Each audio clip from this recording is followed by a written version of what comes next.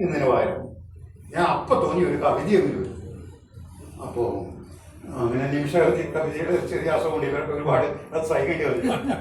അപ്പോൾ ആ കവിത ഉണ്ടായിരുന്നതിൻ്റെ ഏതാനും ഭാഗങ്ങൾ ഗോവിന്ദപിള്ള സാർ ഇരിക്കുന്നതുകൊണ്ട് ഞാൻ അദ്ദേഹത്തോട് പറഞ്ഞു എനിക്ക് പ്രസംഗിക്കാനില്ല. ഗോവിന്ദപിള്ള സാറ് കരുതലോട് കൂടിയാണ് സംസാരിച്ചത്. കാരണം CPM സൈദ്ധാന്തികനാണ്, ദേശാഭിമാനിയുടെ പത്രാധിപരാണ്. അപ്പോൾ അധികത്തെ വേണമെങ്കിൽ അവിടുന്ന് തന്നെ പോയി പോലീസ് കൊണ്ടുപോകും. അതുകൊണ്ട് കരുതിയാണ് സംസാരിക്കുന്നത്. പക്ഷെ ഞാനൊരു കോൺഗ്രസ് ലെവൽ ആഭ്യന്തരമന്ത്രി കരുണാകരനാണ് പോലീസിനെ നിയന്ത്രിക്കുന്നത്. അപ്പോൾ എനിക്ക് അത്ര പേടിക്കാനില്ല. അതുകൊണ്ട് ഞാൻ ഇതങ്ങ് തട്ടി. എന്തായിരുന്നു കവിത?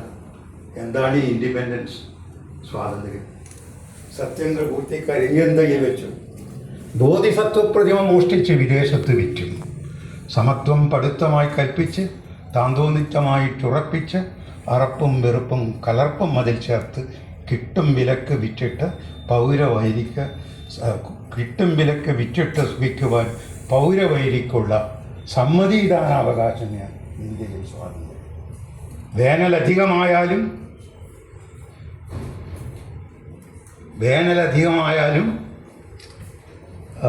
പ്രളയമായാലും അതിലെന്തോ ഒരു വേനലധികമായാലും സർക്കാർ ഫാക്ടറിക്കുള്ളിൽ പിറന്നതാം പക്ഷിപ്പുറത്ത് വന്നെത്തുന്ന മന്ത്രിയെ മാലയിടിച്ചും, അന്ന് ത്രിപാഠിയായിരുന്നു കമലാവതി ത്രിപാഠിമാരാണെങ്കിൽ കാല് പിടിച്ചും ഉരിയരി കിട്ടുവാൻ കാത്തു നിൽക്കുന്ന ജനാവലിക്കേകിയ കഞ്ചാവ് കഷ്ണമോ സ്വാതന്ത്ര്യം. ഇത് പറയുന്നത് അടിയന്തരാവസ്ഥ കാലത്താണ്, പൊതുസമ്മേളനത്തിൽ. ആ സുഭാഷ് ബോസിൻ്റെ, ആ ഭഗത് സിംഗിൻ്റെ കൊത്തി വലിച്ചു ചികഞ്ഞിട്ടും ഇപ്പോഴും കത്തിജ്വലിക്കുന്ന വിശ്വമനസ്സിനെ കെട്ടിപ്പുണരുന്ന പ്രേതങ്ങളെപ്പോൾ ഉണരുവാൻ സാധിക്കുമാ നല്ല നാളെ എത്തും വരെ നമ്മൾ ഉറങ്ങുവാനുള്ളോ ഇരുളിൻ ഇടവേളയാകുമോ സ്വാതന്ത്ര്യം? എങ്കിൽ എത്ര നന്നായി. ഒരു സ്റ്റാൻസ് മാത്രം ചൊല്ലട്ടെ.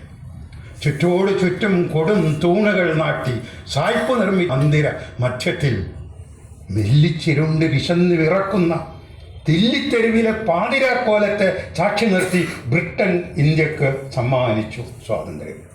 പൊട്ടിവിടരുവൻ തെല്ലിട നൽകാതെ പൊട്ടിച്ചെടുത്ത പനീമലർ മൊട്ടതിൽ തൊട്ടുതലോടി പറഞ്ഞു നെഹ്റുജി, ലോകമുറങ്ങും ഇരുട്ടിൽ ഉണരുന്നു ഭാരതം, ഇന്നും ഇരുട്ടിൽ ഉണരുന്നു ഭാരതം, എന്തും ഈ ഏർപ്പാട് വേണോ സഹജരെ എന്നുള്ള വരികളൊക്കെ ഉണ്ടായിരുന്നു. കഴിഞ്ഞു. മാതൃഭൂമി എത്തിയപ്പോൾ DSP പിൽക്കാലത്തിൽ ആദ്യം കേസൊക്കെ അന്വേഷിച്ചത് അബ്ദുള്ള കുഞ്ഞോ അങ്ങനെയായിരുന്നു അദ്ദേഹത്തിന്.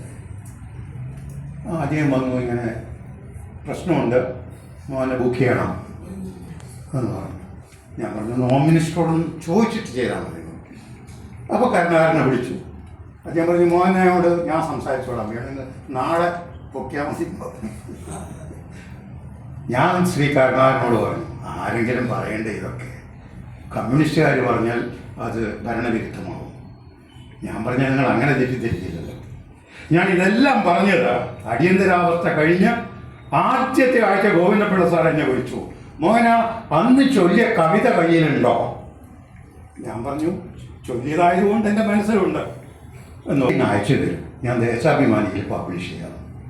അങ്ങനെ കോൺഗ്രസ് മൂരാറ്റയായ മാതൃഭൂമി മുത്തച്ഛിയുടെ റിപ്പോർട്ടറായ എൻ്റെ കവിത ദേശാഭിമാനി ആഴ്ചപ്പതിപ്പിൽ ഗോവിന്ദപിള്ള സാർ പ്രത്യേകിച്ചു JP മോഹൻ പറഞ്ഞിട്ട് ആളുകളൊക്കെ ധരിച്ചത് ചെറുകാടിൻ്റെ മകൻ. ഞാനിത് പറഞ്ഞതിൻ്റെയാണ്, നമ്മുടെ മാധ്യമം എന്ന് പറയുന്നത് ഓരോ വ്യക്തിയും ജനാധിപത്യത്തിൻ്റെ കാവൽഭടന്മാരായിരിക്കണം. അങ്ങനെ തന്നെ വേണം. ഈ സോഷ്യൽ മീഡിയ ഒക്കെ വന്ന് ഒരുപാട് പ്രശ്നങ്ങളുണ്ട്. എഡിറ്റർമാർ എന്ന് പറയും, നമ്മളെല്ലാം ഓരോരാളും എഡിറ്ററായിരിക്കണം, ഓരോരാളും റിപ്പോർട്ടറായിരിക്കണം. ജനാധിപത്യം എന്നുള്ളത് ഏറ്റവും വിപുലമായ പത്രവും ഏറ്റവും വിസ്തൃതമായ ദൃശ്യമാധ്യമവും ചടുലമായി പ്രവർത്തിക്കുന്ന ഒരു ഡിജിറ്റൽ മീഡിയയും ചിത്രശലഭങ്ങളെപ്പോലെ, അതിനേക്കാളും നല്ലത് തേനീച്ചകളെപ്പോലെ പാറി നടക്കുന്ന യൂട്യൂബ് ചാനലുകളുമൊക്കെയുള്ള അങ്ങനെയുള്ള വിശാലമായ ഒരു മാധ്യമ പ്രവർത്തനം തന്നെയാണ് ജനാധിപത്യവും. അതിൽ ഓരോരാളും രാജ്യത്തിൻ്റെയും സംസ്കൃതിയുടെയും സമൂഹത്തിൻ്റെയും വ്യവസ്ഥിതിയുടെയും എഡിറ്റർമാരായിരിക്കണം. 2 മിനിറ്റ് കൂടി. ബിജു പറഞ്ഞ ഒരു കാര്യത്തിൽ ഘടനാപരമായ കാര്യങ്ങൾ, ആ ഘടനാപരമായ കാര്യത്തിൽ പ്രത്യേകിച്ച് അദ്ദേഹത്തിൻ്റെ വേദന കൂടി ഉൾപ്പെടുത്തിക്കൊണ്ടായിരിക്കും അദ്ദേഹം പറഞ്ഞത്. റിപ്പോർട്ട് ചെയ്യേണ്ടത് ചീഫ് എഡിറ്ററോടോ മാനേജിങ് എഡിറ്ററോടോ അല്ല, സർക്കുലേഷൻ മാനേജരോട് അല്ലെങ്കിൽ മാർക്കറ്റിംഗ് ഹെഡിനോട്. എന്തൊരു വൈപരീത്യമാണ്! അവരൊക്കെ ചെയ്യുന്നത് ഉത്തരവാദിത്തപ്പെട്ട ജോലി തന്നെയാണ്, സംശയമില്ല. പക്ഷെ അത് മാധ്യമപ്രവർത്തനങ്ങളുമായി എങ്ങനെ കൂട്ടിക്കുഴച്ച് നിൽക്കും?